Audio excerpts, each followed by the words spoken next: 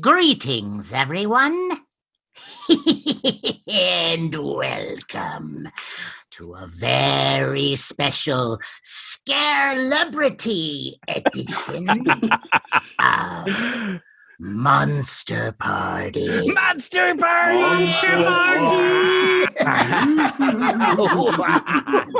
It's exciting. It's yes. celebrity filled. It's star-studded.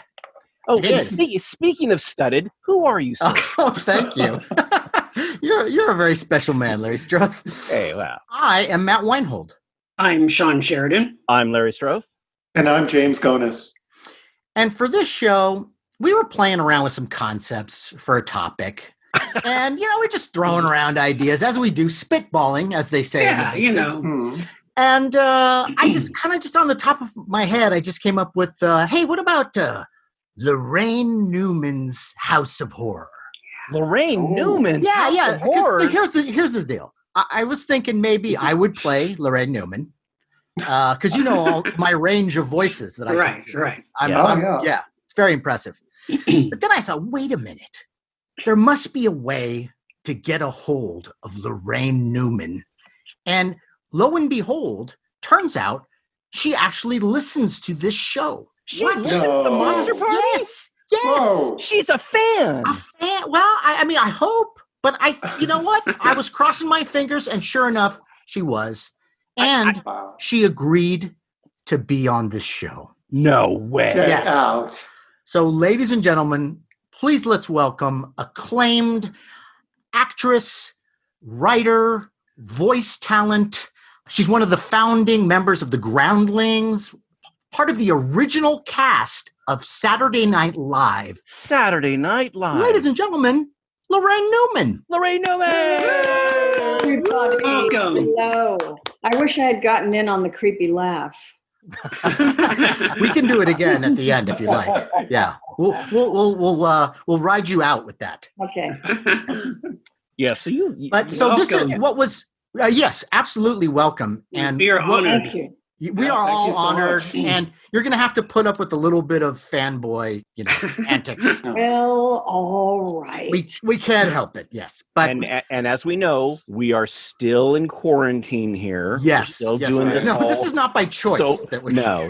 Yes. I mean, we would have loved to have had you come on over, but it's we got to keep this And social distance. hopefully thing. in But dear, 2025. it meant I would have had to driven to the valley. And I'm on the This is much better. Lives were lost, but I'm comfortable. Really, there is nothing like. There's nothing like scenic Van Nuys during a pandemic. Really. Yeah, but look, I want to get to this. Yes. I want to find now, LARAINE. I gotta say, one of these people. I had no idea you were a monster fan. So, did this start when you were a kid? Fill me in here. My twin brother and I were taken to a movie. At the time, it was called X-76 Blood Rust. But now I think it's Space Commander. Oh, crap. Oh, no, it's Space Master X. Space Master X. Yeah. So we're 4 years old, okay? Wow. We're Okay. 4. And after that movie, which I watched like this, Hand over your face. Yeah.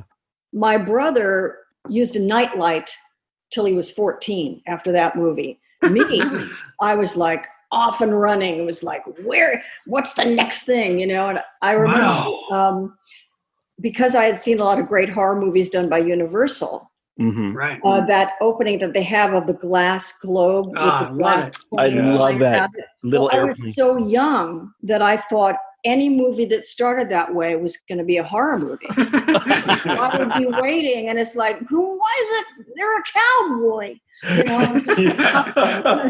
the monsters. Fuck. On the show. Oh yes, absolutely. Oh, yeah. Absolutely. Yeah. Oh fuck yeah. So it took me a long time. That's crazy. Space Master X it's like a rare role for voice actor Paul Frees. I know. He's actually acting in the movie, and that's a really obscure movie, and too. Mo Howard is in it. Yes. What more can you want? Yes, Larry.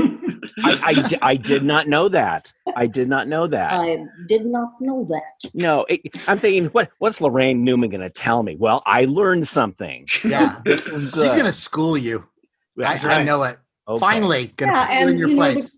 the movies of that time, like the Holy Trinity of the Mummy, Dracula, and Frankenstein, were incredibly beautifully made movies. Yeah. And I saw Dracula recently, and what struck me about it was that there was very little, if any, soundtrack. So there were long scenes without no sound whatsoever except action. Yes. And it actually, I felt, enhanced the experience of these movies because it somehow made it a little more real. Have you seen I assume you've seen the Spanish language version. I have seen bits of it. That's a great film. If you've not seen that, really and it's the direction is actually in a lot of ways a little more. They take a lot more chances with cinematography. Yeah, a little more dynamic. Yeah.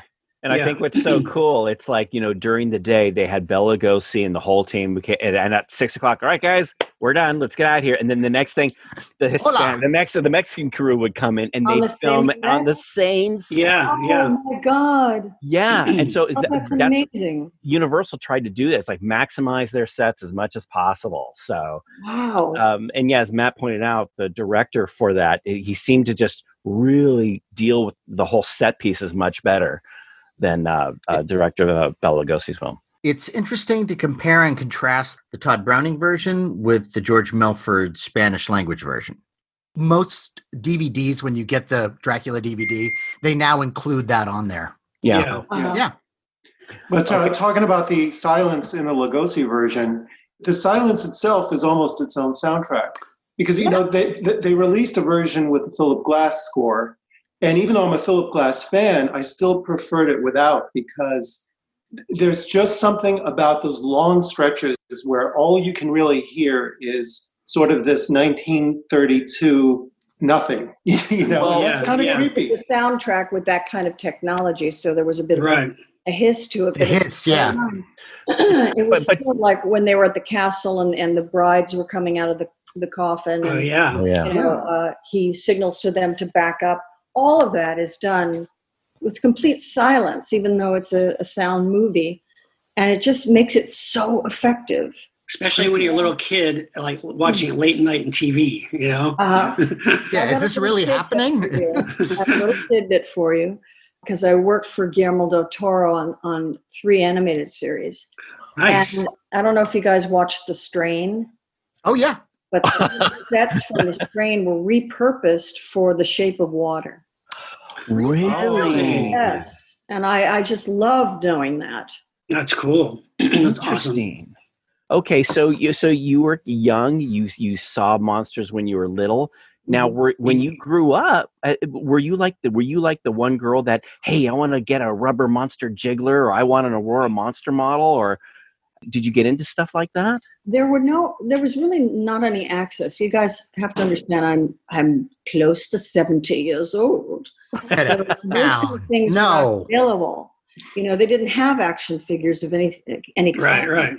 So the only thing I could see was like the masks at the back of Famous Monsters. Yeah, sure. So expensive. But honestly, I didn't send in for that kind of stuff. I more really enjoyed the movies themselves. Right. And as I got older, and I'm talking about 12 and 13, then it started to be those Corman movies. Oh yeah. Kaltiki, which thank you so much, Matt, because when you see them as a kid, you remember them so differently. Right. And it's such a good movie. It's the kind of the twisted version of the Blob in a lot of ways for me. Yeah. I forget if Bava was credited or not credited. I think he was credited for like cinematographer. I think Ricardo Freda, I think, was the director, but Bava did a lot of the effects and some of the directing too. Okay. Yeah. It shows. It's great. Yeah. I mean, it's so creepy and weird. And I'm just curious from what you remembered that film being and from seeing it recently, what I remembered, of course, was the gore, because that was what I was kind of a lot of a fan of. Sure. And now that I see it again, there's like this German Nazi character in love with the guy's wife, and I remember him kind of withering away, and the reveal of just like a skeleton hand. It's pretty gruesome. Very well, and just a whole half of his face. I remember them going into the cave, which, I don't know if you saw John Landis's Schlock. Oh yeah. Of course. Well, of course, he really was so brilliant with all the kids going into the cave. They hear maybe 30 seconds of terrible screaming. Then a beat is like, Timmy, are you okay? Not only in the cave, but diving in a pool in the cave when you know that there's a curse there. It was so, it had so many wonderful, scary things to it. We've done episodes where it was our pet peeves. And one of my pet peeves is look behind you. Don't walk backwards. I hear a noise. I will go up into the basement /attic in nothing but a negligee /bikini and a flashlight to protect me. Of course. Oh, That's what I have instead of a gun. What, the bikini? Oh, yeah. Hey, look, when you answer the door and that, it gives a mugger a whole different outlook. Mm-hmm. Yeah, it's the shock value. Yeah. Okay. So you got into the Universals, then you started to get into the Corman stuff, and then did you just continue to have a like Hammer films? You got into? Yes, Hammer Films. Became a big fan of Christopher Lee. Mm-hmm. Lobbied for like 2 years to get him on Saturday Night Live. So that was you. That's why I had heard that you had a big part in getting him on that show. Is that true? I don't know. I know that I kept saying he would be a great host. He would be a great host. Nobody was thinking of him until he was in a James Bond movie. Right. Scaramanga. Now, yeah. But the first thing he announced when he got there was, "I'm not going to do Dracula." Of course not. But he had so much more to offer. It was fun. Oh, it's fantastic. Yeah, I still remember that his monologue where he says, like, not all of my films end up at 3:00 in the morning on Channel 9. That was like, it was so great. And the skit with Aykroyd as Nixon, and they were like hunting like vampire hunters. It's so hilarious. It's always a thrill for us too. Like you see somebody in a movie and they were just this quintessential influence on your life. And then all of a sudden they're there, you're working with them, and you're working with them kind of in the genre that they do. Must have been tremendous. Yeah. It was. And also, you're there with a group of like-minded people in the sense of how we all reacted to horror.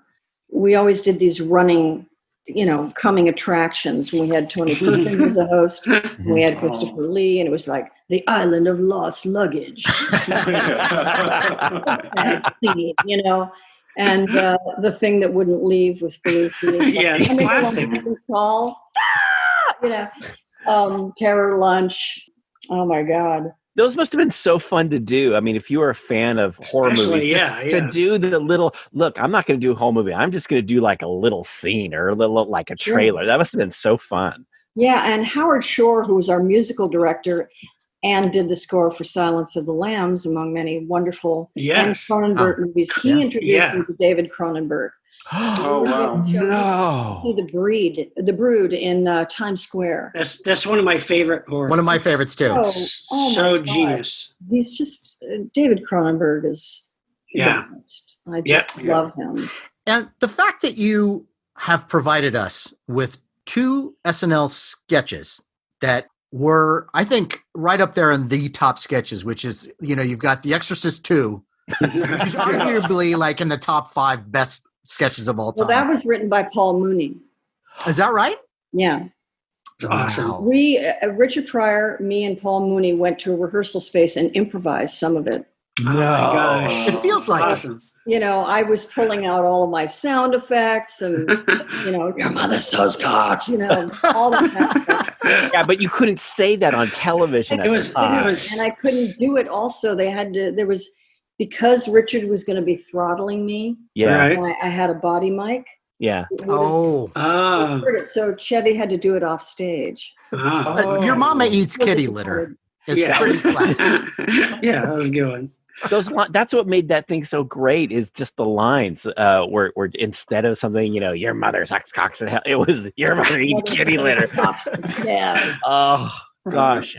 Yeah. What was it? Did you have a good time with Pryor on that? I mean, because that film was huge. Well, I had met Richard Pryor when I was 14. My sister was a folk singer in New York, and she was like an MC at a lot of clubs like the Bitter End and the Improv, and she was friends with Richard Pryor. She was friends with a lot of the comics, but Wow. Richard Pryor came to town to play the troubadour. Oh. Wow. Troubadour, Mhm. and so the whole family went to see him.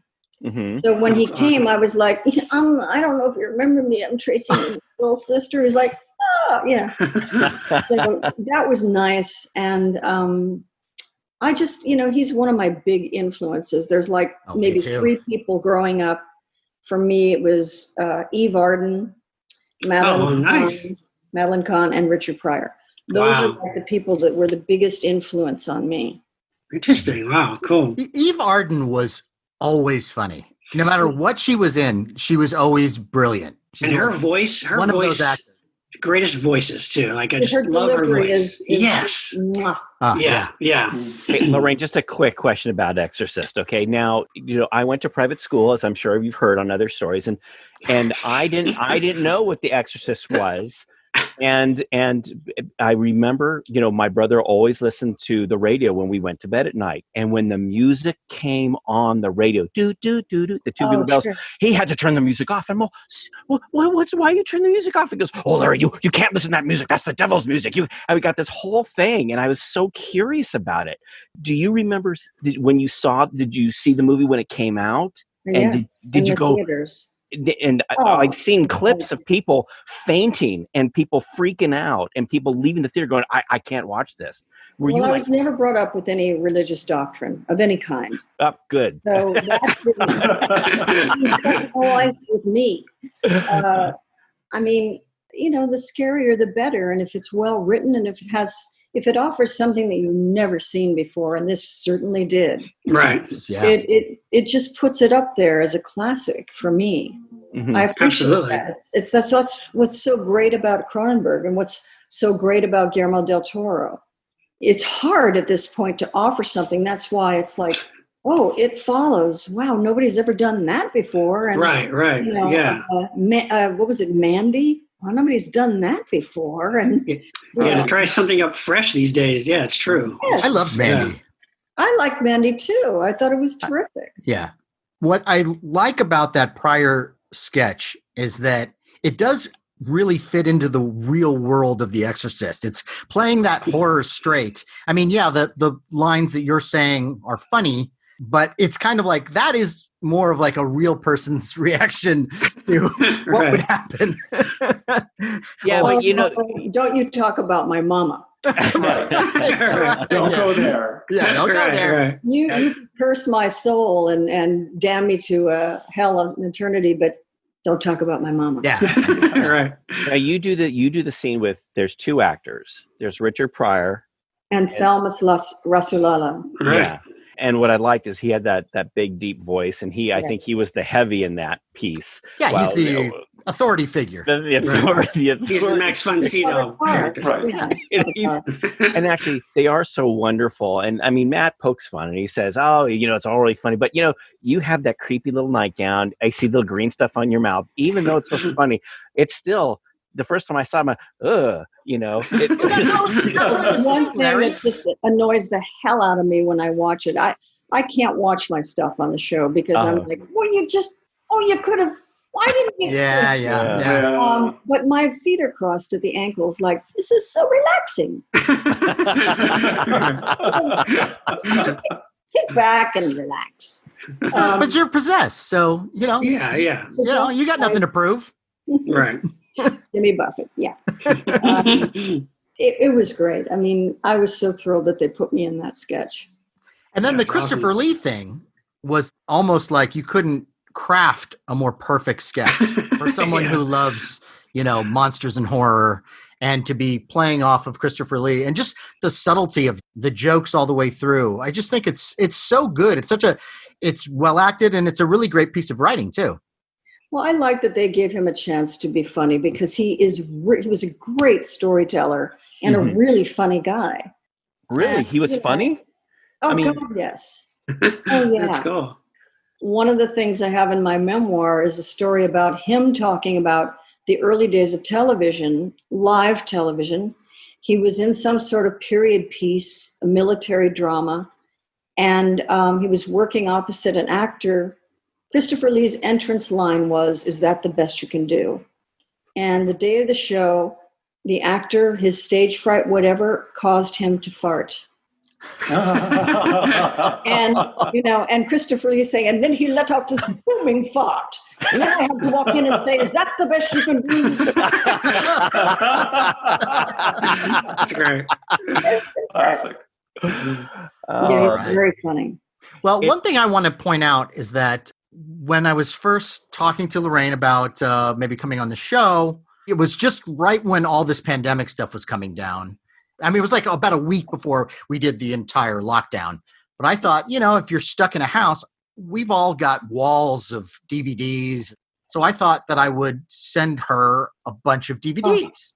Oh my God. This giant binder of DVDs, and just, a little something whenever you you're bored, throw in one of these. Yeah. I was happy to see that God Told Me To was in there. Ah, love it. Oh. Great one. Again, Larry Cohen's movies. Oh, yeah. Yeah. All of Great. them. Yeah. Cute.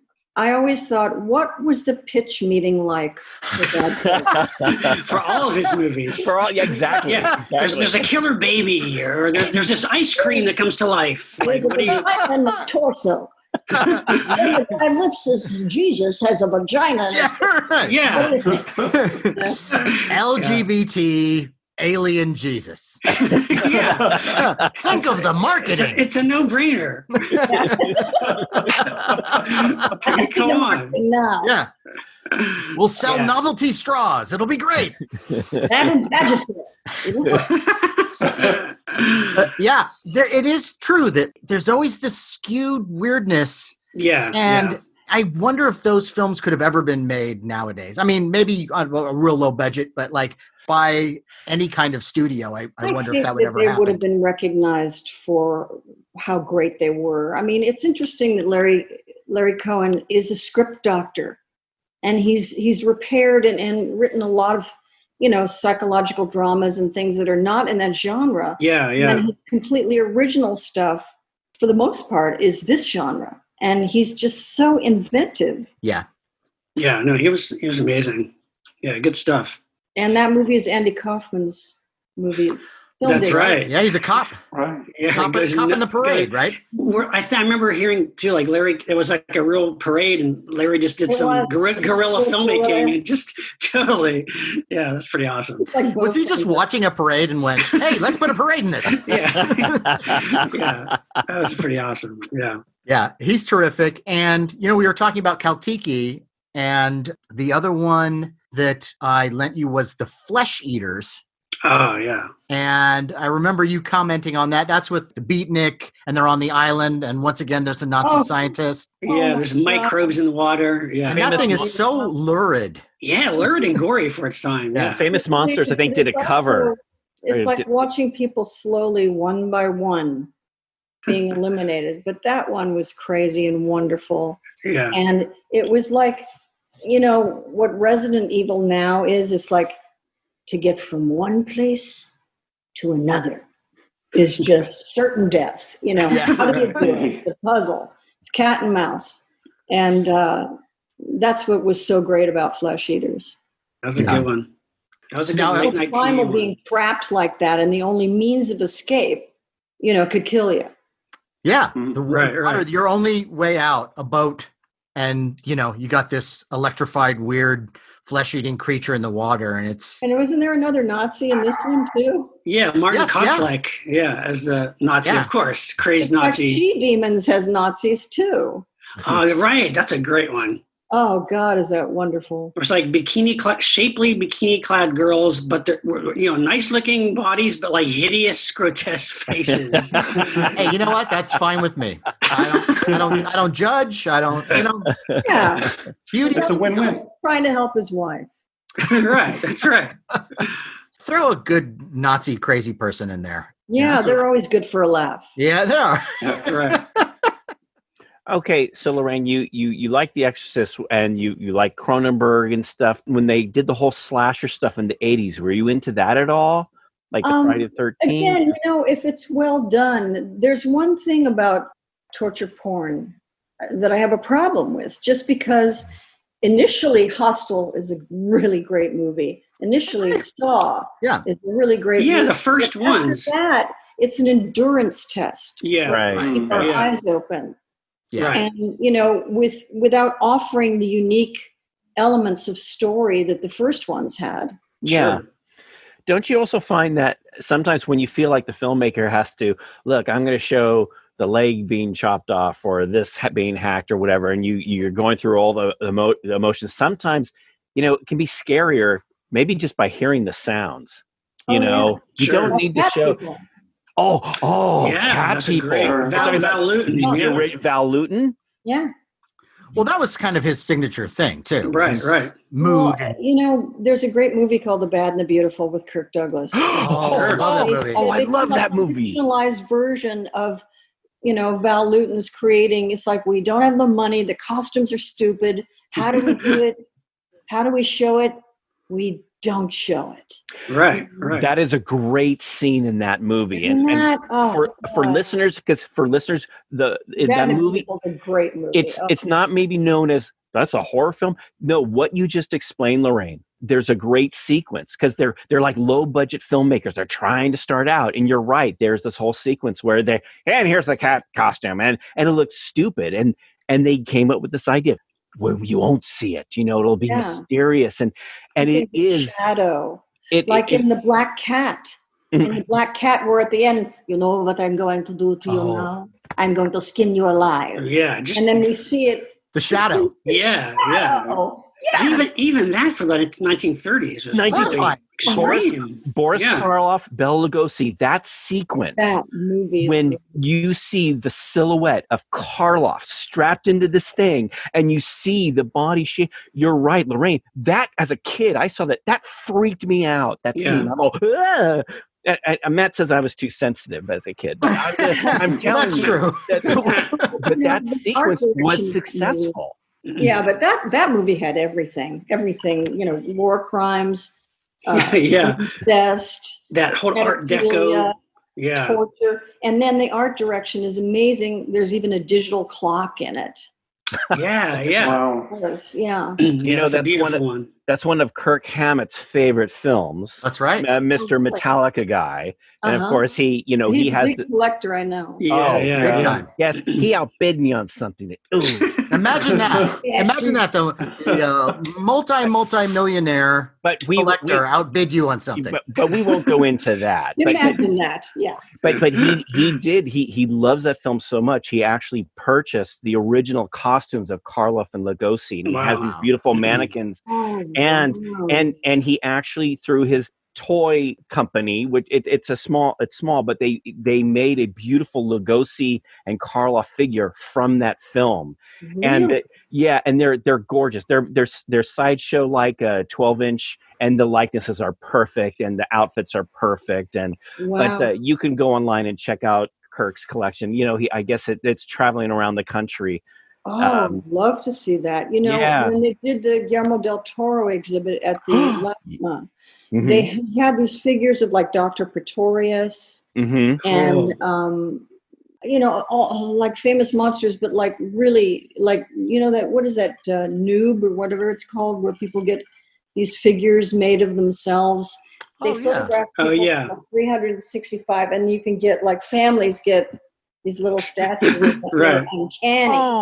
And it was like that. They were just incredible. But I love the one of Dr. Pretorius. They have his eyebrow arched, and it was so great. Well, he has an amazing collection too. Unbelievable. He He has a whole nother mansion just for his collection. Yeah. I mean, that wasn't even like, that exhibit was long, and really you could spend hours and hours there. Mhm. And it was every different kind of genre and different mediums. That's it. Different mediums of the art. Okay. Well, I got to ask now, you're a monster fan. Have you ever been to Monsterpalooza? I have, yes. Okay. Cool. All right. You see my knees after a while. I can't go to Coachella or Monsterpalooza. Hey, we normally now have a booth there. So you could come by, have a cup of cocoa, put your feet up. Well, we'll have a rocking chair for you, and we can sit back. Well, No. But the thing I love about Monsterpalooza is we're all fans of horror, and they have all these figures and toys and candles and makeup and these gorgeous life-size figures on display done by the most amazing artists. I mean, it's the greatest thing. Last time I was there was a woman in a chair getting kind of like a Groot thing. Yes. Put on her, but more intricate, it was beautiful. I love watching that kind of stuff. Well, because of the show Face Off was really successful, launching a lot of careers of like practical makeup effects people. And they would do these things where you had in all these little makeup areas, they would have people getting made up by these makeup artists. And then they'd get made up and they'd walk around, and then they'd go to the photo booth, which was not far from where we were, and they would get their photos taken. And it's just so incredibly cool to see the craft. And, Rick Baker would show up and walk around. Of course, he's like a god over there. Maybe we can get him on the show too one day, maybe, Wow. Yeah. That would be amazing. So Lorraine, not as amazing as Laraine Newman. No, Right. no, he's not as fun as Laraine Newman. Thank you. Well, I've heard him on podcasts. Oh, did you? Oh, was he like all kind of, oh yes, and I did this and I did this, or was he like, you could just hear the ascot he was wearing. No, he was very different. Did he splash his brandy on you? Lorraine, were you ever bitten by the collecting bug yourself? Did you ever start collecting any of this stuff? That's a very personal question. Good going, James. Excuse me. Nothing in the genre of monsters. I did collect certain things, but not in the genre of monsters, and that is all I will say. Okay. All right. This isn't 60 Minutes. We're not going for that. We're here to have a dorky. That's all. It's just dorky. We're here to have a fun, good time. Hey, if when it comes to collecting dorky things, I mean, we run the gamut. True. Oh yeah. I think between all of us, we have it's not just monster stuff. Cereal mascots and you name it. Yeah. Cool. Yeah. Don't you? Isn't the Kool-Aid guy around you, James? Didn't you have the Kool-Aid guy back there? Yeah. Did you move him? I did. Yeah. He's back in storage right now, but I don't buy the Funko Pop figures, but they came out with this oversized Kool-Aid guy with a little brick wall behind him, and it was too cool. It was like, that actually looks like it's supposed to look. So I picked it up. I want a full-size Kool-Aid costume that I can run through a cool. foam rubber brick wall every morning and just get out my frustrations. I mean, really a strange ad. Breaking into someone's home. Yeah, it is destruction. Yeah, it is weird, but it has longevity. It's true. It's memorable. It is kind of a horror movie. Well, that's what I was thinking. The Kool-Aid guy, when he comes in, oh yeah, Kool-Aid. I mean, it put a dagger in his hand or something. You break through your house, and you'd be running through the house, going, oh, the Kool-Aid guy. Oh, and you go, how do you kill something that's all Kool-Aid? Okay. Here's what you do. I have a solution. All right. I want to hear this. Lorraine, just bear with me. Okay. You run out the front door, and as he runs after you in the front door, you quickly turn around, run towards him, and bump into him. And what he's going to do is go, oh yeah, he'll fall back because he's made of glass. He's glass. That's right. Why does he shatter when he goes through the brick wall then? Obviously, the pitcher is made of some sort of supernatural Titanium glass. that cannot break. But you know those little hammers that they give you for your car in case you're like trapped and you can break your windshield? Sure. Yeah, Yes. that'll do it. Oh. That'll get it. Now, See- is the pitcher alive, or is it the Kool-Aid, or is it both? Cut it out, Matt. No. Is the Lorraine, Kool-Aid like Tana leaves? Lorraine, this is what we argue about. I think it's not so much. No, just really quickly. It's Knock it not so off, much- buddy. It's not so much the glass, Matt. The essence of the aid inside the Kool-Aid. The Kool-Aid, yes. Which is Okay. because it's like a brain. It's like the outer part is a shell, you know. So I think if you destroy the shell, the brain just goes We need to do a straight horror movie with the Kool-Aid pitcher as the villain, I think. Oh, It might be good to do a horror movie like they did Cabin in the Sky, or what? Not Cabin in the Sky. Cabin in the No, Woods. no. Only it's all with like the Burger King. Yeah, all the mascots. Yeah. So creepy. Yeah, that's true. Quisp. Just Oh, a yeah. whole horror movie with all these like advertising icons. That's a good Okay, idea. okay, I love now, that. okay, You now, know, Speedy Alka-Seltzer. yes, now, Yes. Yeah, yeah. okay, now, The hamburger helper hand. Lorraine, if you could get us some meetings, okay, now, I think we can. I think we can sell this. in fairness, look, to license all these things, we probably couldn't do it. We would probably have to go, instead of the Burger King, it would be like the Burger Prince or Burger No, God. that wouldn't be as good though. You know what you had to do? It would no. No. You know what you got to do? No, Larry, talk sense. We got it. What we do is we get the. Oh, what we do Oh, is yeah, all the we Monster just Heroes. we work out a deal with like General Mills. Is that General Mills? Yeah. Well, the cereals, the Monster And maybe we cereals. just do one brand. You know what I mean? Like everybody that they have. So it's all General Mills. Right. Well, you know, branded content is the new commercial. It's the new way of product placement. Why wouldn't anybody want that? Unless True. you have like, you know, sex scenes and If they're murdering people, I guess maybe that would be Yeah. not Yeah. exactly what they want. Lorraine, can you imagine if you did a real horror thing with a Count Chocula and a Frankenberry? Now you take them out of the cartoon world. Now they're live action. Wouldn't that be a little freaky? I mean, Yes. the Franken guy, he'd have like a kind of a butt head, kind of, wouldn't he? he did have a butt head. Yeah. He absolutely had like a cleft chin head that looked like a butt. Yeah, it's true. So I'm There's so many ways to do it if one were to do that. But we see a real close-up of it so that we can see really what's going on in the mind of this murderous Chocolate vampire.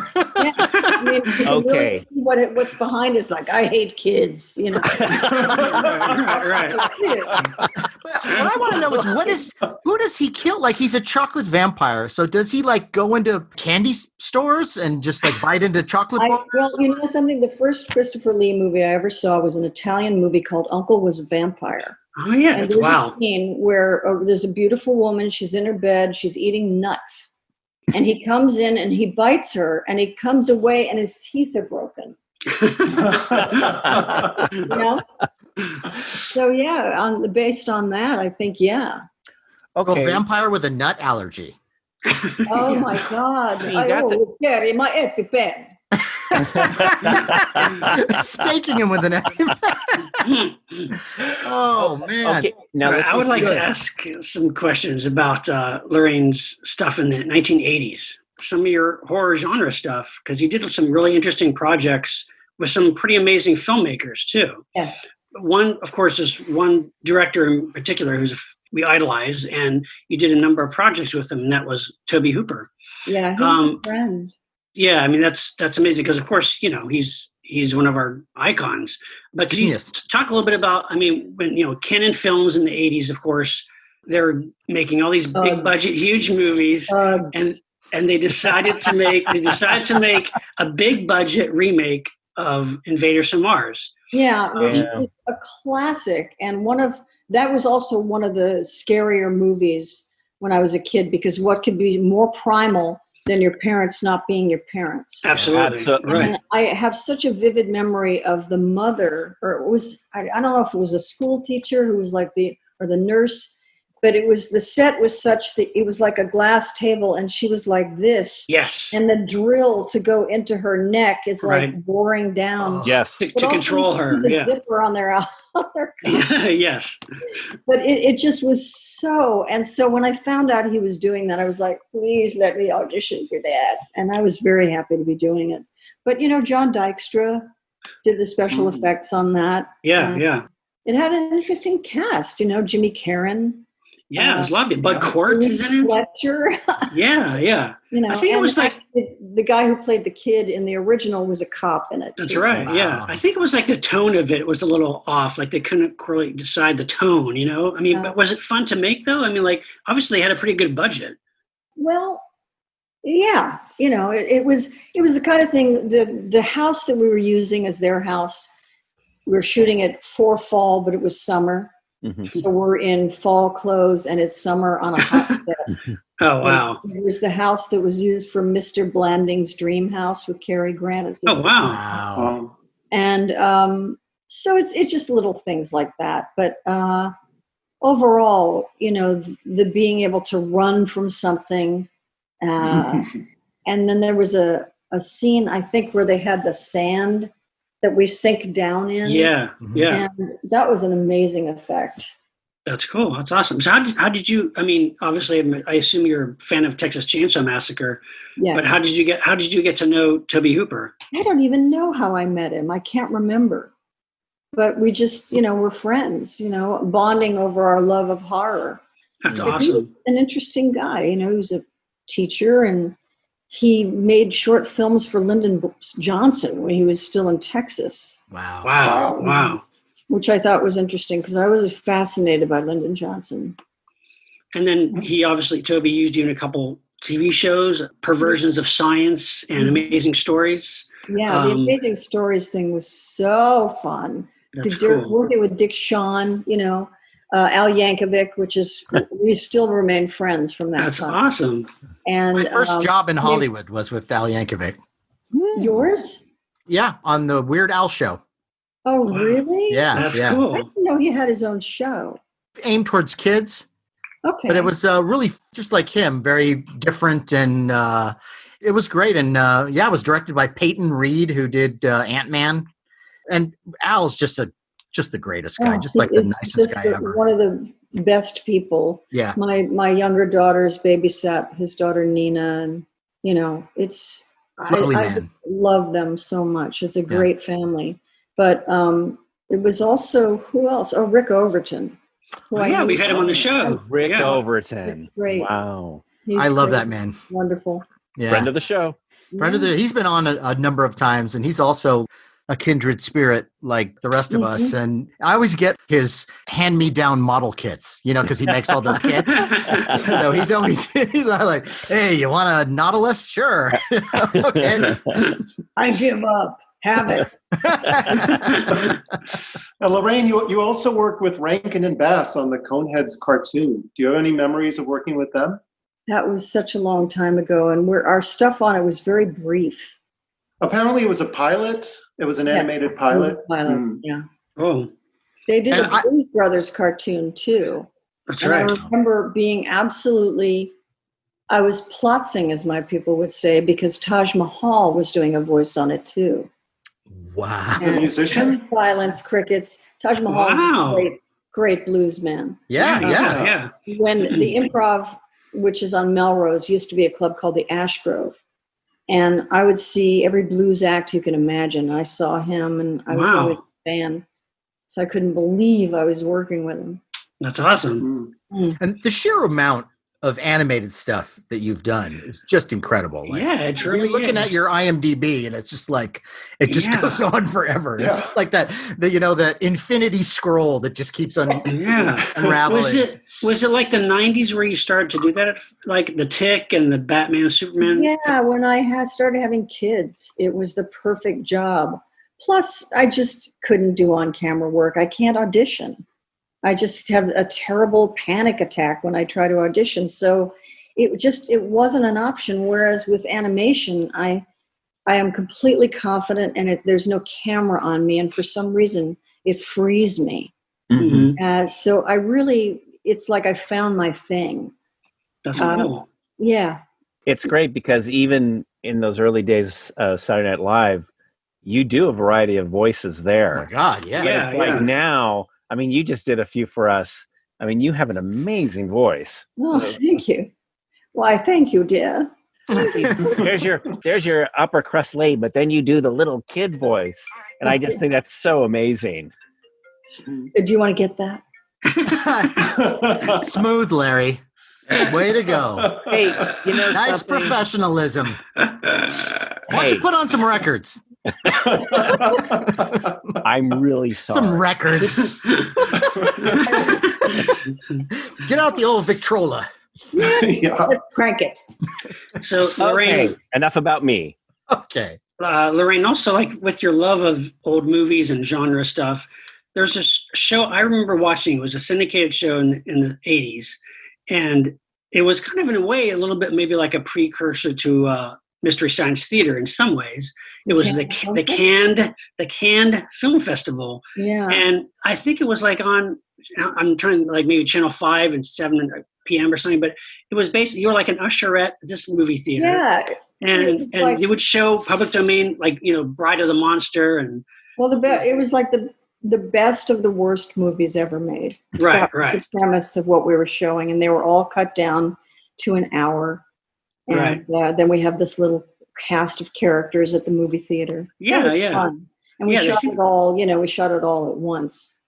And I remember I've never watched a soap opera in my life, but the one soap opera I liked was a nighttime one called Knots Landing. Oh, sure. The series finale was happening while I was there. And I had someone describing it to me over the phone. I was like, oh! Oh, wow. Bringing up TV, what TV horror shows have you enjoyed Well, over the Oh, years? yeah, yeah. We had Chiller Chiller, So- James. and Way, Way Out. Oh, yeah, and okay. One Step Beyond. Oh, yeah. Outer Limits. Outer Limits is like one of my Yeah, favorites of all time. It really is great. But Way, Way Out and One Step Beyond were like, they had some really good things. There were some really good shows on that.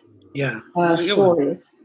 Was Don't ask me to Way remember. Way Out, was that the Roald Dahl where he introduced that, or am I getting that confused with something else? Well, Alfred Hitchcock is usually a lot of those are Roald Dahl stories. Oh, okay. I don't think that they were used in Way, Way Out, but I could be wrong, which would I be think on it my was the- tombstone, by the way. I don't know who wrote those episodes on Way, Way Out, but I think it was the guy who did the Twonky and all those, Arch Obler? Obler? I think it was Arch Obler. Are Okay. you kidding me? Chicken Heart? Really? I think so. Yeah. But also you were in, when they brought back Alfred Hitchcock Presents, they remade a lot of episodes. You were in The Jar, directed by Tim Burton. Yeah, and that episode, the original one, is one of my all-time favorite That's Alfred awesome. Hitchcock episodes. It's so good. It must have been fun though to kind of It do was it. really fun, and I got to be friends with Tim Burton for a while. Whoa. How was he? He's great. He's great. He's a local just like me. Mhm. And I always like meeting locals in our business because it's like, this town, these people are so phony. It's like, if you're from here, that's not true. If you're from somewhere else, Sure. maybe. Okay, so was the show Way Out? Is that what we were talking about? Way, way out. Way, Way Out. Because Yeah. I know there's a show called Way Out that was hosted by Roald Dahl. Oh, okay. Yeah. Oh, really? And it was like an anthology type show, but it was Was it real on- primitive, like a kinescope kind of deal. Maybe I'm thinking it was Way Out. Because those Maybe are that's weird it. and creepy. Yeah. And there was Thriller, the one that hosted by Well, Thriller, Carlos, yeah. too, which is Yes, that's right. Kind That of was a good one, too. groundbreaking. good. Yeah. That's right. I But remember I watched all of those, Yeah. but not Dark Shadows because I've never watched a soap opera. Oh, okay. Big Yeah. time TV. We've talked about this over the years, and it's one of those shows where I recently got into it because, Dana Gould is Of course, a giant yeah. fan. Yes. And so I think at one point I got his hand-me-down Dark Shadows DVDs, and I started watching them, and it's one of those things where, a story that you could tell easily in an hour or an hour and a half. Yeah. That's a season. Right. So it's a lot of Right. like, Also for their longing upward stares and, that kind Yeah. of thing. But And it takes Yeah. some patience. But that But- show also started out not really genre as much. It was more No. gothic romance, No. and then once Barnabas was introduced, it became Yeah, that was all a out. hit. Yeah. Yeah, Well, I didn't monsters. know that. So it didn't start Yeah. out as a, how about this machine? Yeah, It had like this supernatural element in it, I believe, in that first season. Like towards the end, there was some sort of spirit thing that was happening. yeah, but it was more subtle. Yeah. But when they added Barnabas, that was it. That was, the God, whole it thing was such took a off. shame about the movie. The movie was so Oh, Yeah. yeah. But Lorraine, what we can tell you though is there is a series of bloopers because when the Oh, original yeah. Dark Shadows came out, that was the Yes. days of live television, and Yeah. they're like doing these big long stories, and it's live, and sometimes people would forget a line, or sometimes something would go A funky, prop or would fall, or a fly would fly around. Oh, There's Lorraine. there is a series of Yes. bloopers, which are, I mean, even if you're not a fan, you'll be able to figure out who everyone is. You'll Oh, start I'd to watch this. totally be into that. Matt, it's really so funny. good. It's on YouTube. Probably. Probably, Yeah, yeah. it must yeah. be. We got them as a DVD that was, it's a good, hour and Yes, about an Yeah. hour. Oh, Good, yeah. solid hour. but it's a lot of like, since it's live, there's a lot of wiping a fly away from your nose, forgetting your line, Completely and then forgetting a line. completely and making your line up as you're making it up, or somebody else guiding you back to your line. You mean what you're saying is What you're saying is, If you meant, there are even scenes where there's like a little girl trying to remember her lines, and you can hear someone off screen whispering the lines to her. Yeah. Yeah, it's, oh, that's cute. it's It's so priceless. good. It's pretty fun. It's so pretty good. fun. so I'd recommend that to you. I'm That's a good down. one. And a lot of people with Tim Burton's creation, people were upset. People were angry because they Yeah. felt that it was like a mockery. He's making a mockery of like his reimagined I version. don't think he was making a mockery. I just thought I'm he didn't really nail the genre. And Yeah. the people probably who wrote it, and I don't know who wrote it, but they didn't really nail the genre. And, Tim Burton's perfectly capable of directing a genre like Sure, that. of course. But I think the problem was really with the script. Yeah. Yeah. Whereas I think something like Beetlejuice is pitch perfect. Like he understands exactly what it's supposed to be. Sure. Mhm. And Right. I'm wondering too if there was maybe some, I don't know, studio involvement maybe that was guiding this thing to be something it shouldn't be. I mean, I know that Tim Burton's a pretty big director. It's like, I have every confidence that Ryan Murphy won't be listening to this, but it takes a specialist to do horror. Yeah. And I was so excited. And the first 2 seasons of American Horror Story were terrific. And then after Yeah. that, it was garbage. I Off the rails. agree. I Off the rails. agree. And, it's like, really, you're dressing like a steampunk at the apocalypse? Why? Yeah, I it just went off the rails. Hmm. Well, Yeah. as soon as songs started coming in, I went, "Oh, Yeah. this is not going in a good As direction." soon as Stevie Nicks did a music video in the middle of a witch Yeah, story, no. what Okay. is happening? Well, look, guys, it's like you need to put a new dress on the old gal. No, you don't. Bring in a music. Hey, the old dress is Yeah. fine. Matt, Drew Carey did like a whole musical thing. Remember at the end of their season? Yeah, but that's a different animal. I'm Yeah, just- it's like It's Always Sunny does it too. Yeah, or Buffy It's did the all musical episode, But yeah. I have Buffy, a very yeah, unpopular opinion of The Shining. I Really? don't think that's a good movie. Really? I think that, again, it's like it takes a specialist, and I don't think Stanley Kubrick was a specialist with regard to horror. I didn't find it scary. I had read the book, and David Cronenberg did it great. He did the Dead Zone. He knew Yeah. how to take a Stephen King movie, but I don't think that. I did not like it, and I also think that he didn't direct Jack Nicholson, and Jack Nicholson was just directing himself, which I can see that. I tell you, I do enjoy the movie, but I enjoy it more now than I did when I first saw it. Because like you, I had read the book, and there were so many changes, and I felt like what he was doing was he was making a Stanley Kubrick movie. and it Yeah, did, right. and right. it was going to be his world. And so when I watch it now, I enjoy those elements of it. Right. But I would agree with you. I don't think it's scary. Exactly. It's not, and it I- should have been. I want to know what our Stephen King expert thinks. No, it's a different animal. It's a different animal than the book. It's a compelling movie. Anything Kubrick did was compelling, but it's certainly not the book. And it's not scary either. Now it's fun. Yeah, Yeah, I think it's. sure. I find it tense. Yeah, And It's eerie. The best thing in Yeah. it is the scene in the washroom, the men's room, where the guy is saying, they have to be taught a lesson. That is the only scene in there that's really, truly scary. I like all the bar stuff. All Okay. the Yes, I that like stuff that was creepy. Mhm. But Lorraine, wouldn't you agree though? Anytime you have little kids and creepy stuff, like when you have that little boy and he's racing his little bike around, his little 3-wheeler around, and he turns and there are the two twins standing there. You didn't find that scary? You didn't find that really interesting? I didn't. I mean, it's just, that's what makes horse racing. I guess so, but I will tell you what's really cool, Lorraine, is those twins. They're very popular. Oh no, here we go. And the Living Dead doll series did create a set of little twins, and you can press a little button, and they'll say, "Come play with us, Danny." Oh, nice. Yeah. Whatever. You might find scarier. I got for my daughter. Yeah. Yeah. But see, that's again, that I was so disappointed because it wasn't scary to me. The woman in the tub, I mean, actually, that is what I look like anyway. Stop. Oh, stop it, you. That was scary, but it's just because it's kind of gore. Yeah, it's creepy more than scary for me. But Lorraine, wouldn't you say that because you're like Matt, you've seen a lot of horror movies, and maybe you're like immune to like stuff like that. Maybe you're that's not possible. weird.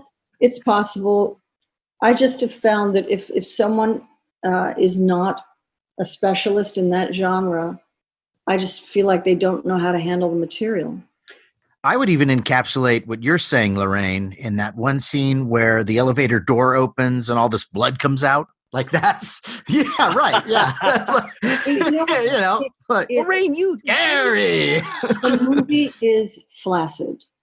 Oh, okay. All right. You heard it here.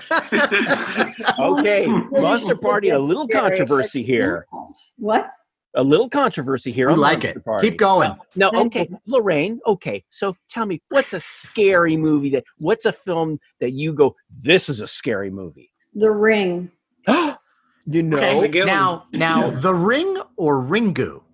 Ooh. Ringu is from another planet. I don't know how anybody, it's like the first brave man that thought, I'll eat this oyster. Who Ringu and thought, we're going to remake this for Americans. How did they get there? I don't even see a relation with Ringu to The Ring at all. Yeah.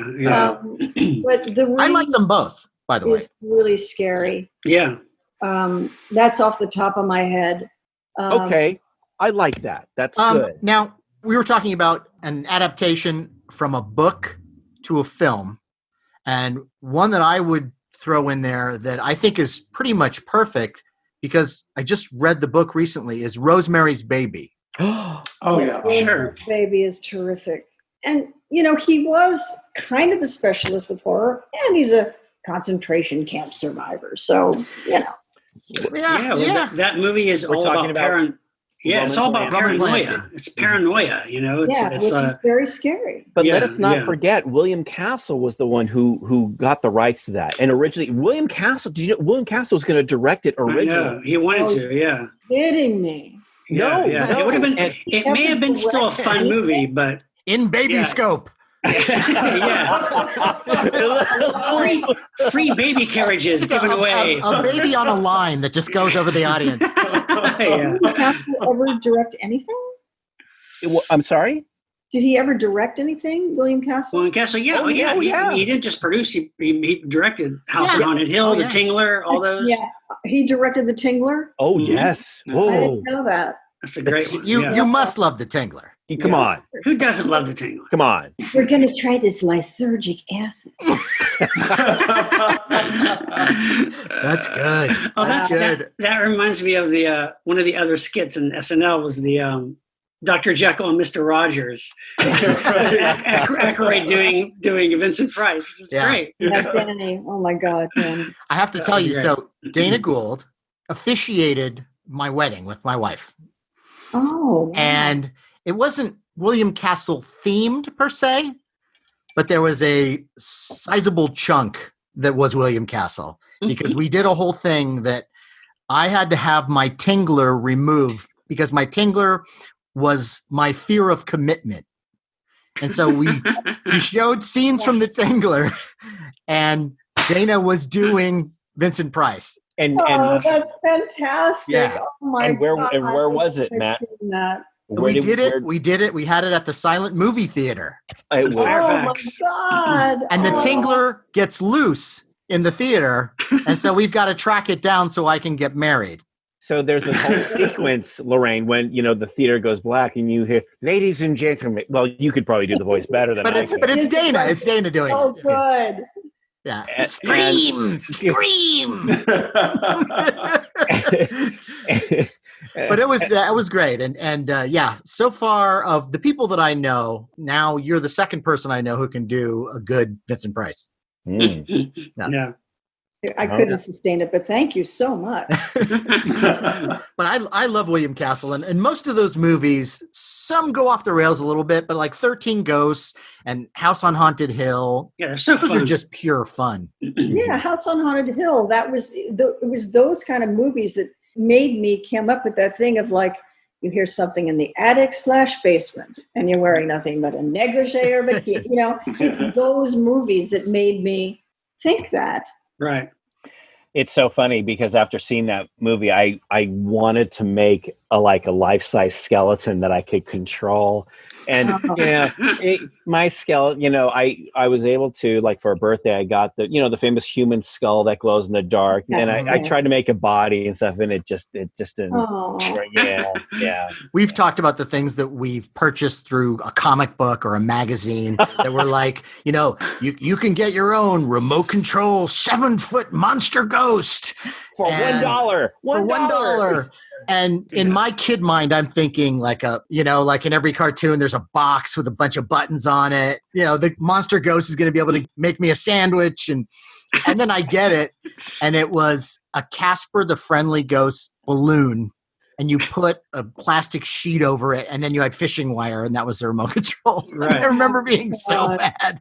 That was like my first big life lesson. Yeah, there you go. That's it. Uh-huh. Oh, that's adorable. That's- Wow, Sea you monkeys. got it.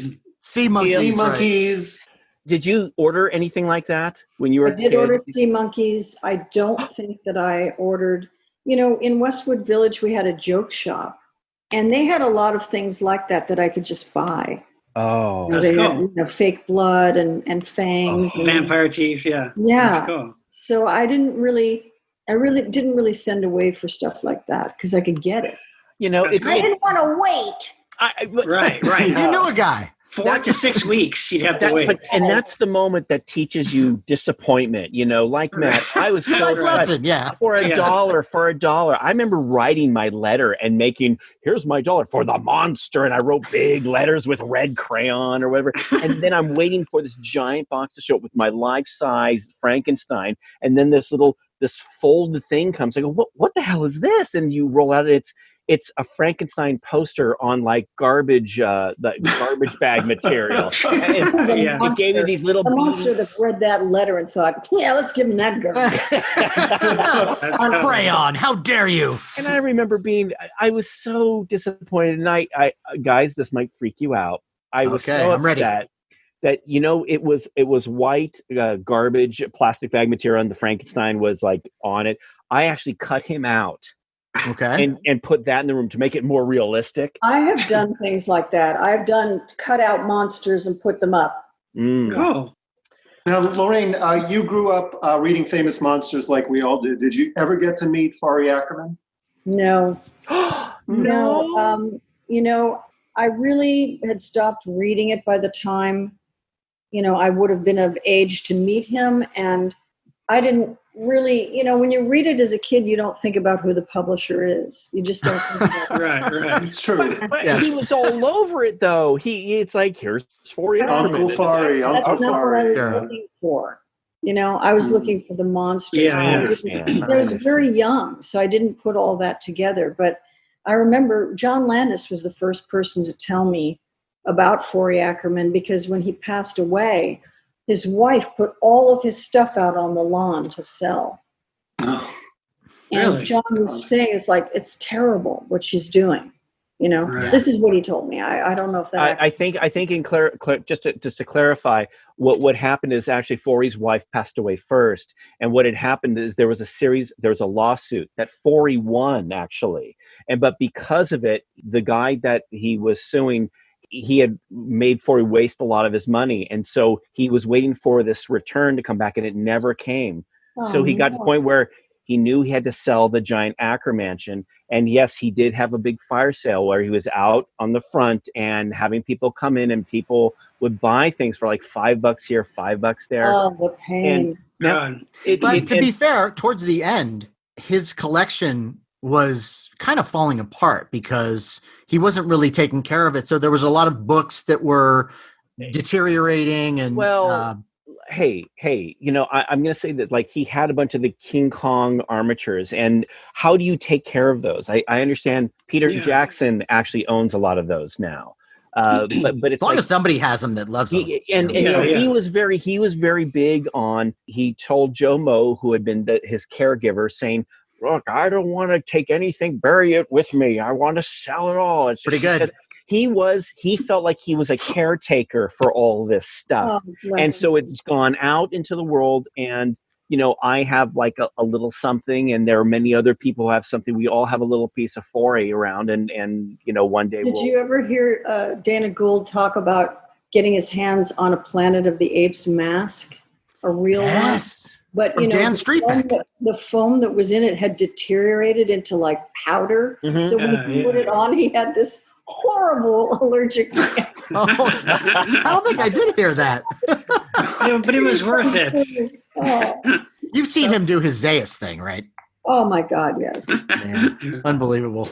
I love Dana. I've been a fan of his for 20 years. He's like family. He really is.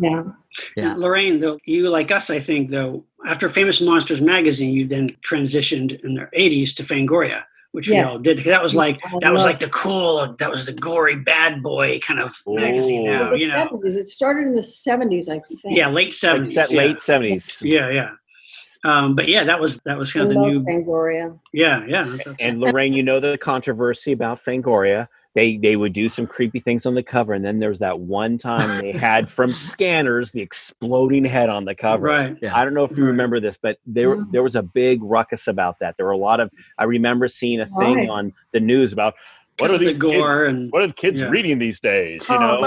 And there was a mom saying, "I'm not letting my kid read this. This is terrible." And which of course makes it even more attractive now. Well, here you have a monster. It's like, this is safe. It's a Cyclops. You don't want to see like an exploding head, but yeah, I do. Well, they had. I always laughed at the fact that Fangoria, to make matters worse, they had a centerfold. That's what I was going to say. Yeah, a gore centerfold. I had the centerfold of Samantha Edgar giving birth to the baby in the brood on my wall. Yeah. You had quite the bachelor pad, I'm sure. Yes. Michael Ironside, really funny guy. I'm sure.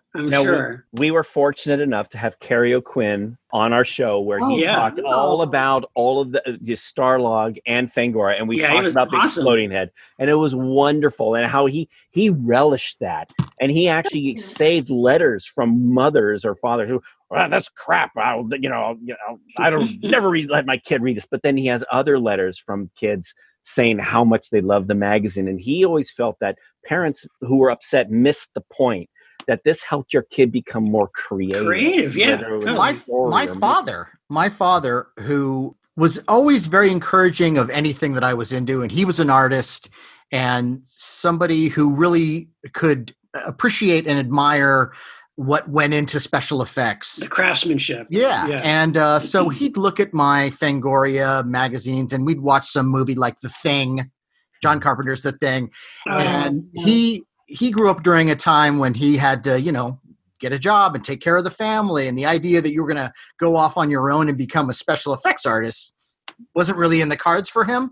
But he always said that if he could live his life over again, he would do something like that. And that's what I loved about that magazine, is that it really showed the artistry. That's what I got out of it. I never really saw it as anything too harmful or lurid or anything like that. I thought it was just this great archive of special effects. Me too. Yeah. It's funny because I know Forey wasn't big on like zombie films like Night of the Living Dead, but when you got to Fangoria, it was almost like a grown-up version, and that's when I learned about David Cronenberg. And, and the funny thing is, Cronenberg, on one hand, you think of him as, he's this gross guy. That film, The Fly, which, yes, could say it's gross. Great cast, great reimagining of that story was breathtaking. Yeah, that's one of the best remakes of any horror film. It really is. It makes it takes that story and makes it profound. Yeah. Yeah. Have you ever met Cronenberg? No. We got to do that. We all got to. Let's get a bus. Let's go find him. Toronto. So Cronenberg. Can you imagine? Knocking his door. Well, he would love that. Can you imagine? But you know what we do? We go, hey, we're monster partying, and we've got Laraine Newman in the back seat. That's right. Sure. Willingly, just to let you know. Oh my God! Can you imagine? How is she hacked up or something? Can you imagine? No. Would you settle for pus? No. Always. I always settle. Origin stories are kind of relatively new, and I really like them. I loved every iteration of The Thing. The origin story, the remake by John Carpenter. Same with Alien.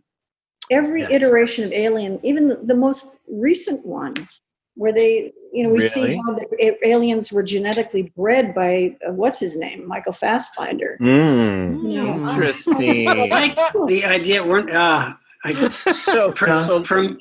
Prometheus. Yeah. So Laraine, not a fan. Prometheus. What? The other one. The one after that. The one that, Covenant. Yeah.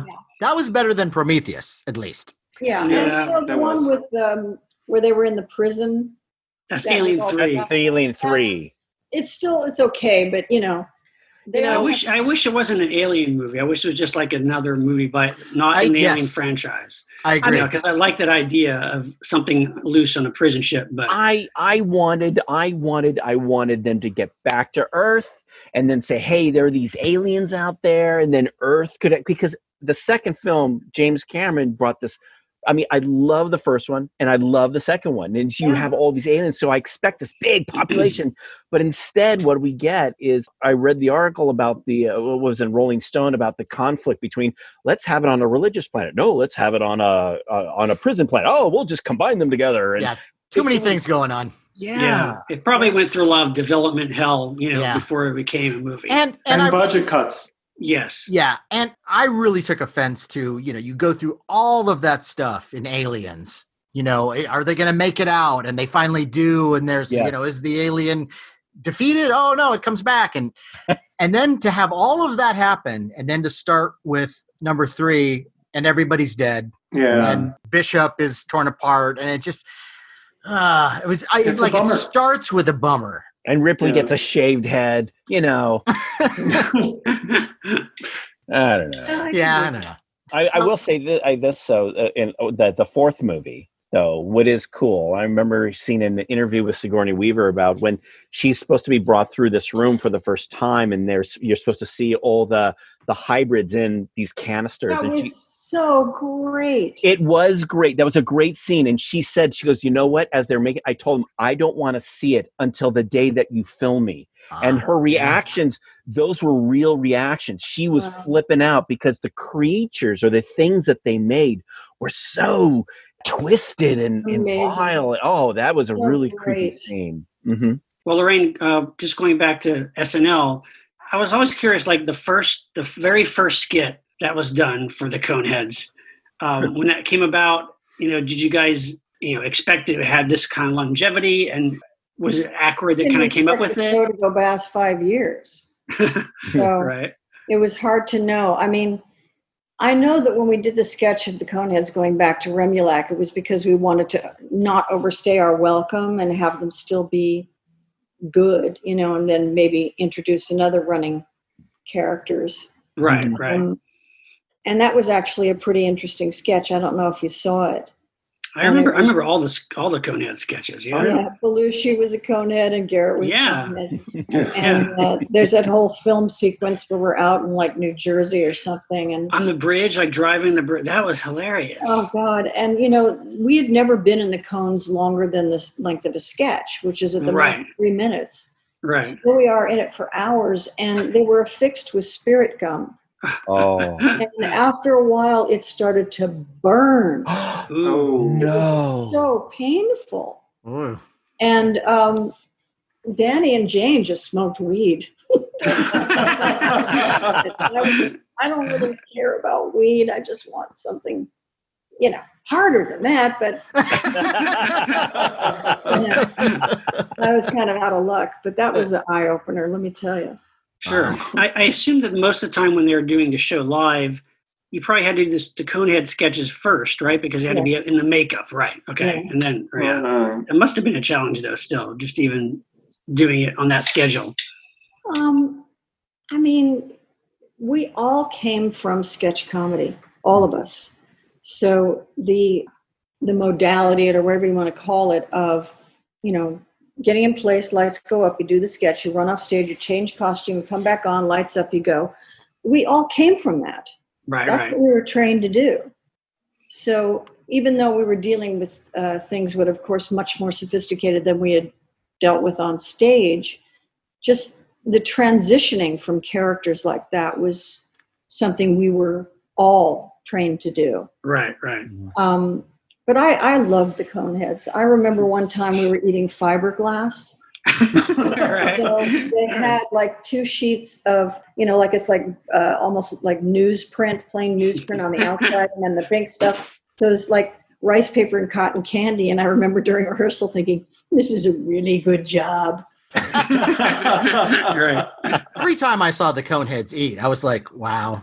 I wish I could live in that world where I could just eat a mountain of waffles. Right.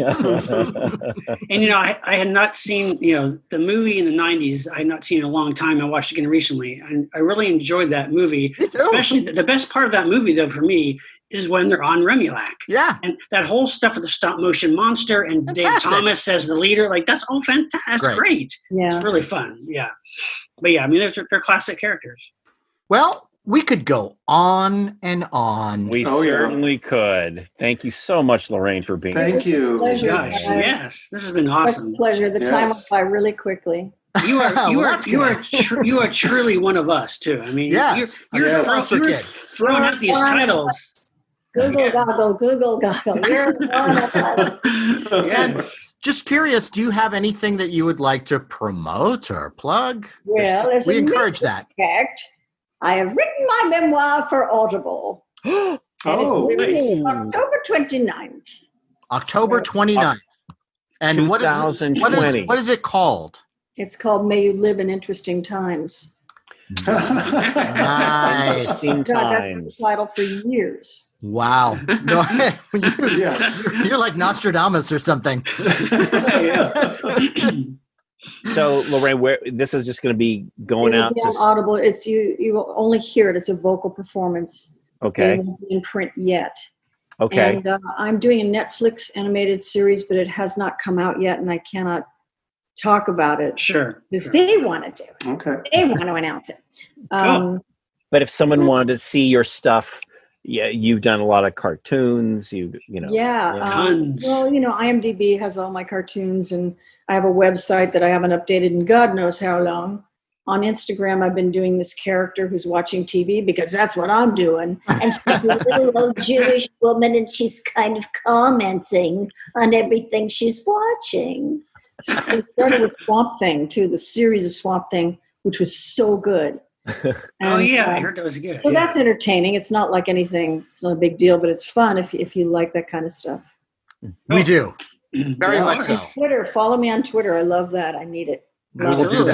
that. We will do that. Well, thank you so much for making time for us. And hopefully someday you can come back when you can actually come into our studio. Hang out. We normally That'd be provide great. dinner, and it's a party. It's a good time. Okay. Yeah. Sounds Alrighty. good, guys. Nice meeting some of you. I know some of you. Yes. And, Nice meeting you. Thank you. yes. And cheers to Laraine Newman. LARAINE NEWMAN. Woo-hoo. Time for a listener shout out. Shout out. Shout out. This goes out to two Monster Party listeners who are coincidentally both from Florida who have purchased Ooh. Hey. Monster Party t-shirts. All right. One of them is Jim Gardner, Jim. Jim. not to be confused with James Garner, But From- why not?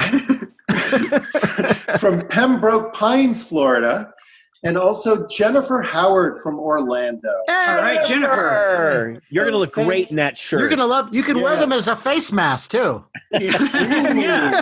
Oh, hey, Monster Party face masks. Oh, Oh. wow. Let's Hey, think about that. we'll John, take start advantage of a sewing. pandemic. Yeah. We're not proud. And if you would like to buy one of the famous Monster Party glow-in-the-dark logo shirts or a cap, they are $20 each. And all you got to do is just go to the Monster Party store on eBay or contact me. And if you are a Patreon member, with your order, you will get some extra goodies, courtesy of Jason Lindsay and Biff Bang Pow Toys. Yeah, we're going to throw some treasures in there for you because that's how much we love you. And if you would like to become a Monster Party Patreon patron, all you got to do is go to patreon.com, find Monster Party, click join, follow the instructions. It's $5 a month. There's only one tier, and you get all kinds of bonus audio, and we got some more video that's coming, and just lots of fun stuff. And as Larry says, it's $5. It's the price of a cup of coffee. So, guys, as you know, my father has been sick, and a lot of our listeners I shared this information with, and they've been great. And a lot of people have been showing their support, and it's just been really lovely. I mean, we have all kinds of fans from every political spectrum to, all across the world. And everybody has just been so great. And so it's with a heavy heart that I have to tell you that as of this recording, July 1st, the night before, June 30th, my father died. And, it's one of those things where when you try to prepare for it, that helps. But when it actually happens, it's a different thing.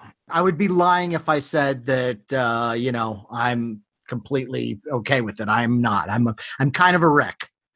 But I do want to say that because of you guys, my friends, and my wonderful wife and family, and our fans, you've all made this a lot easier to deal with. And I really mean that sincerely. Like it's been tough. It's really been tough. But, I mentioned a little bit of this when we were doing our episode tonight. But I mean, my dad in a lot of ways was kind of a monster kid who didn't know he was a monster kid. My father was this wonderful artist and a really funny guy too. You've met him, and Oh, yeah. Yeah. sharp sense of humor, really witty guy, like right up until the end. Just great. And an extremely talented artist who did sculptures, did paintings. And he said to me, like I said in the episode, if he had his life to do over again, he would be doing special effects and special effects makeup. He did a Frankenstein head for me and this weird kind of creature-esque bust. And he also did these, somehow he got a hold of, that, I think it's about 12-inch high Gollum from Lord of the Rings. He got Yeah. He got that figure, and he used that as a model, and he did a couple sculptures of Gollum. But of course, he always has to add his own artistic flair to it. So, like one of them, he put fairy wings on for whatever reason. Like, okay, fine. And then there's one that I've got to dig out. It's in a box, but I just for what it is, I have to have it on display. But it's Gollum, but he's just got this enormous cock. That's awesome. Yeah. And this is when he's soft. Like, I don't want to see this thing when it's hard. Like, but yeah, and he's just got Gollum sitting on this little stump with his Gollum penis. It's my the dad. new Precious. Yeah. Yeah, I was waiting for someone to go there. But yes, it is his Precious. That's awesome.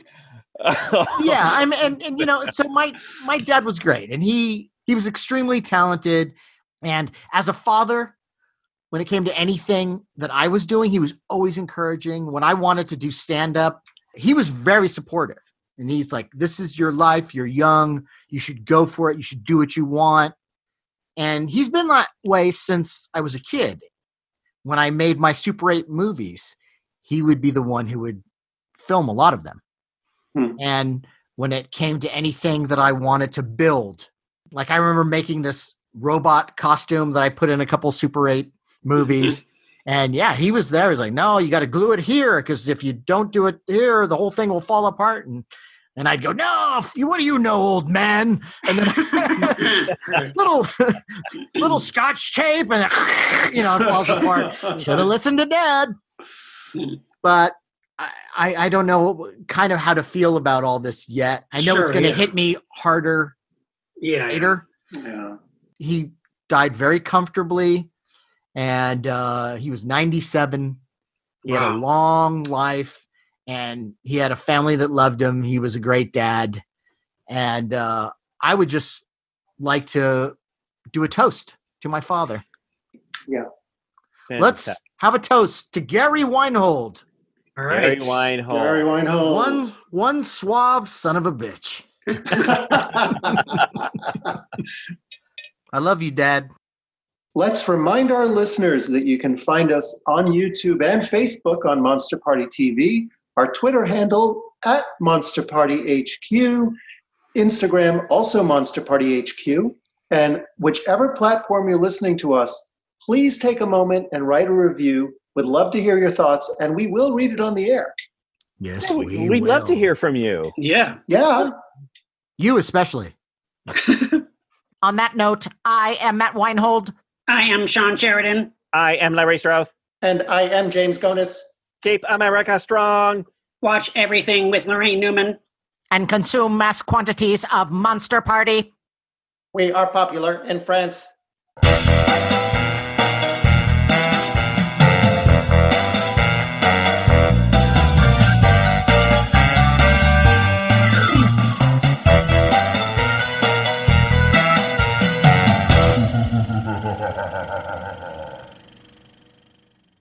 Hey, Laraine. And here's Shawn Sheridan. Let me introduce everybody. This is Shawn Sheridan.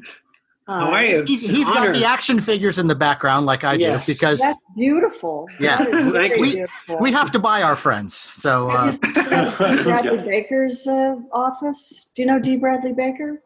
I don't. The name No, sounds no. familiar. Guy, sound effects, amazing, brilliant genius. He makes monster voices for animation. Oh, And he wow. has an Awesome. office like yours, Shawn. Nice. Yeah. Cool. Well, and then Cool. all of us have this kind of sickness in common. Like, Yes, we're all collectors. yeah, Larry has his stuff. I have like room upon room of, cases and stuff.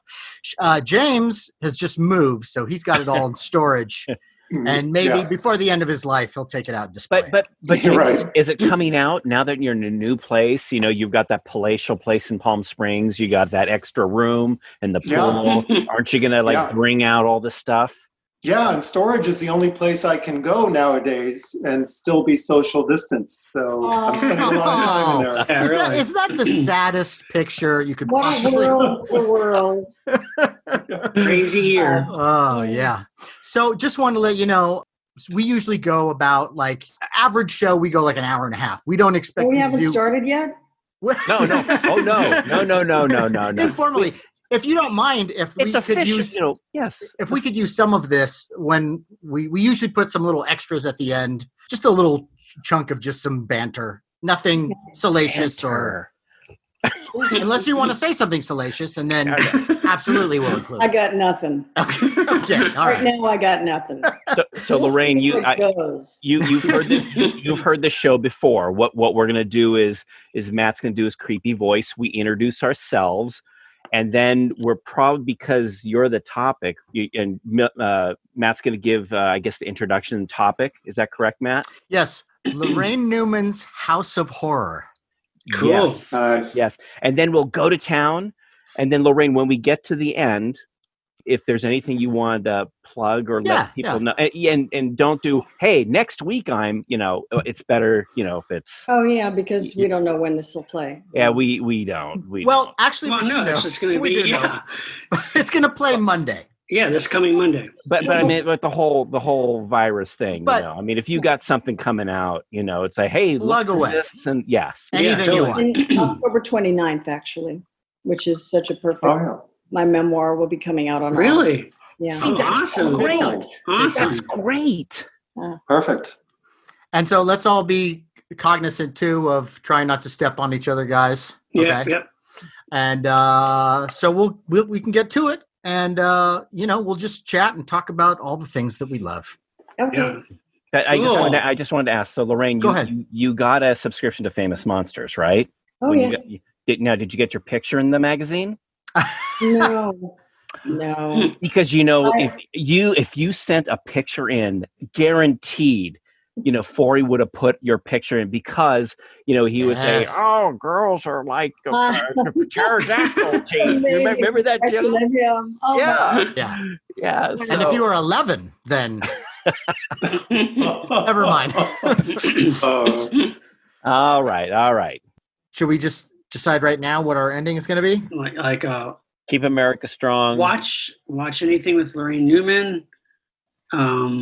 Something with Remulac maybe at the end, or How about consume mass quantities of horror movies? Oh, that's or pretty mass cool. quantities of Monster Party. There you go. Bingo. Watch anything with and consume mass. And consume mass quantities, yeah. You can, Matt, you can probably do the voice, right? Do like And a, consume mass quantities. yeah, Of Monster Party, yeah. something like that, yeah. So does somebody else want to say then? Watch anything with Laraine Newman? Sure, I So- can do that if you want, or So Larry, whatever. So if I say keep America strong, Yeah, you watch anything with Laraine Newman, and then And then I say, and consume mass quantities of Monster Party. And then James goes, Shazbot. yeah, or yeah. Wait. But then we'd have to Because he's an idiot. No. Well, what is that? What is the thing that they say that like MEPS? Then they go MEPS. I don't know. MEPS. That was like when they were agitated. Is it? I don't know. You tell me. No. James should go. She's from France. That's Oh, yeah. They always say they're from France. Do you remember What that? if you said, But so we're from France. no, what if Or you like- go, Yeah. or I say, consume mass quantities of Monster Party. And then James? James, you go, it's very popular in France. Yeah, Perfect. I like that. Perfect. That's good. It's Can we- very popular. can we try it? So Larry, keep America strong. I'll say watch anything with Laraine Newman. Well, let's try it. Yeah. But Keep America strong. let's do you want to just do a rehearsal? I right want now? to practice. Let's do it. Keep America Okay. strong. Watch Okay, anything with Laraine Newman. And consume mass quantities of Monster Party. We're very popular in France. Yeah, that'd be That's great. pretty good. Okay, so we're okay. I like that. No, you didn't like that? As a final? No. I mean, that's a good practice. Oh, a good Oh no, yeah, but yeah. No, we're not going to do that one. No. Should I say watch anything and everything with Laraine Newman? How about that? Yes. Yeah. Or everything. Just do everything. Watch everything. Yeah, watch everything. Okay. Yep. Should it be we're very popular in France or just we're popular in France? We're popular in France. We're think so. popular in France. Yeah. We're Okay. popular in France. We're We are popular in popular. France. We are popular in We France. We are are popular in popular. France. Yes, we are. Yeah, Yeah, no we are, contractions. Yes. Very good. Very Very good. good. Yeah, nice. All right. On that note, I am Matt Weinhold. I'm Shawn Sheridan. I'm Larry Stroth. And I'm James Gonis. Keep America strong. Watch everything with Laraine Newman. And consume mass quantities of Monster Party. We are popular in France. That's good. I think that was perfect. That was great. That was really good. That's See what practice. Button it up with Coneheads. I think that's good. Yeah. Awesome. Nice job. Nice work, man. Awesome. Cool. All right. And Do hey, you want to maybe do another one if- for safety in case someone? Yes. Let's do one Sure. more for safety, just because it's not the Okay. performance. Okay. Yeah, safety. What if we all try, just as a sample, what if we all did it like Coneheads? Keep America strong. you go and watch everything. Oh, so it'll be like, on that note is all the same, and then Yes. you say, but then And- I'll. Oh, what about this? What if we do from that, even that part? On that note, I am Matt Weinhold. Well, I'm just saying, Okay. let's try it. That could be Let's just- funny. let's I just Okay, we'll try it. Larry. I like that. Let's try that. Okay. We should try that. That's a good idea. Okay, ready? Yes. On that note, I am Matt Weinhold. I am Shawn Sheridan. I'm Larry Stroth. I am James Gonis. Keep America strong. Consume. Oh, I'm sorry. Fuck. Sorry. Sorry. That was good, though. That was Oh, it's good. good. It's good. It's good. Okay, one more time. From the Oh top. wait, just one thing though. I think the on that note should still be normal. I think. Why?